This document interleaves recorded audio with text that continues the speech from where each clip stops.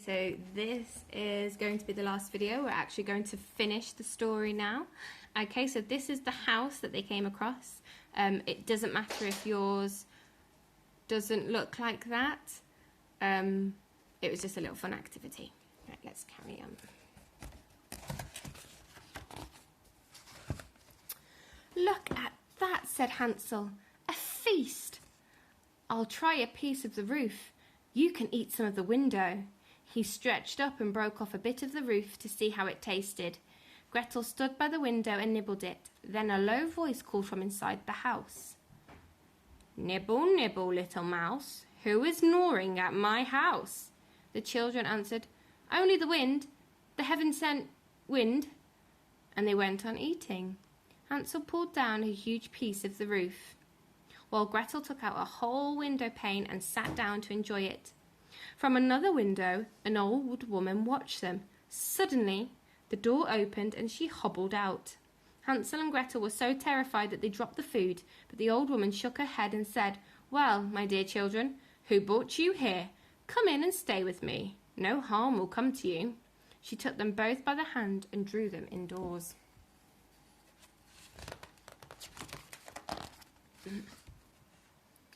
A meal of milk, pancakes and sugar, apples and nuts was spread out on the table. After they had eaten, Hansel and Gretel were shown two pretty little beds where they lay down and thought themselves in heaven. The old woman's kindness was only pretence, for she was really a wicked witch who lay in wait for children. She had built the bread house in order to lure them to her, and when a child fell into her power, she would kill it, cook it and eat it and make a great treat of the day. Witches always knew when humans are near, for although they are red-eyed and short-sighted, they had a keen sense of smell like an animal. The witch was up early in the morning before the children were awake, and when she saw them sleeping so sweetly, she muttered to herself, That will make a tasty dish. She seized Hansel in her skinny hand, dragged him outside to a little cage and locked him in. He screamed and screamed as loud as he could, but it was no use.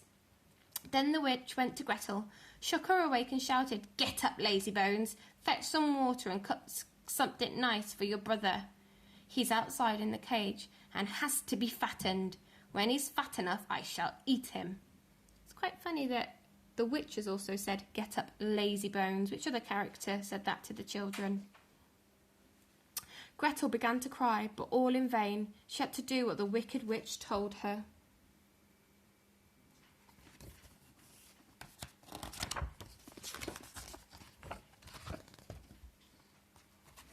Oops. We will get there.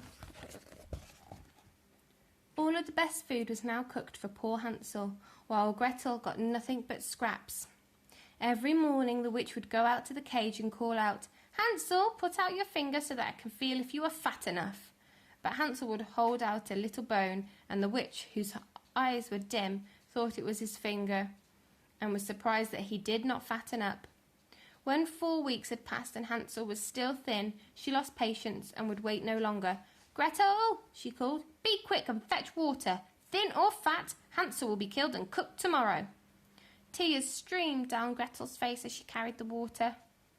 Dear God, please help us, she cried. If the wild animals in the forest had eaten us, at least we would have died together. Stop your blubbering, said the witch. There's no help for you. See if you can find any other hidden things in the pictures.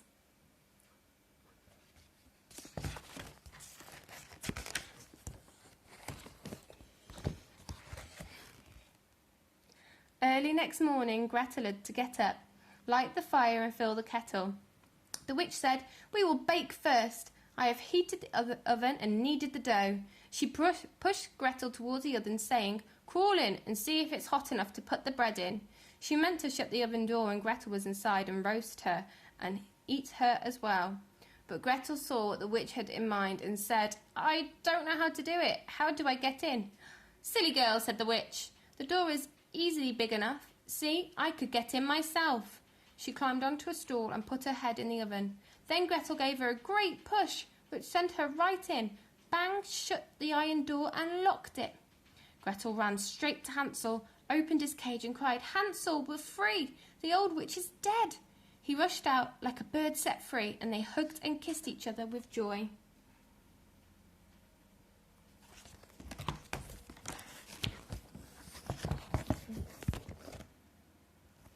There was nothing more to be afraid of, so they went into the witch's house. In every corner were chests full of pearls and jewels. These are better than pebbles, said Hansel, as he crammed his pockets full. Gretel also filled her pockets with as much as they would hold, and had hurried away from the house. After a few hours' journey through the forest, they came to a great stretch of water. "We can't get across," said Hansel. "There's no bridge." "There doesn't seem to be a boat either," said Gretel. "But look, there's a white duck. If I ask her, she'll help us across." She called out, little duck, here stand Hansel and Gretel. There is no bridge upon our track. Take us over on your white back." The duck swam up. Hansel sat on it and told his sister to join him. "No, we would be too heavy for the duck," said Gretel. "Let her take us one at a time." And so they did. It's a beautiful picture. When they were both across and had gone a little further on, the forest began to grow more and more familiar to them, until at last they saw their father's house in the distance. They began to run, rushed inside, and threw their arms around their father. He had not had a moment of happiness since he had left his children in the forest. The stepmother, however, had died. Hansel and Gretel took the pearls and jewels from their pockets and scattered them all over the room. Their worries were over, and they lived together in perfect happiness. And that's the end of the story.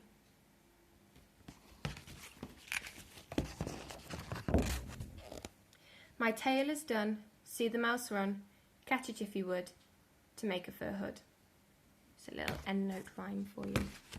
Okay, so for your final activity, what I would like you to do is to compare the two villains in this story, the stepmother and the witch, and I want you to tell me who is the worst character out of those two.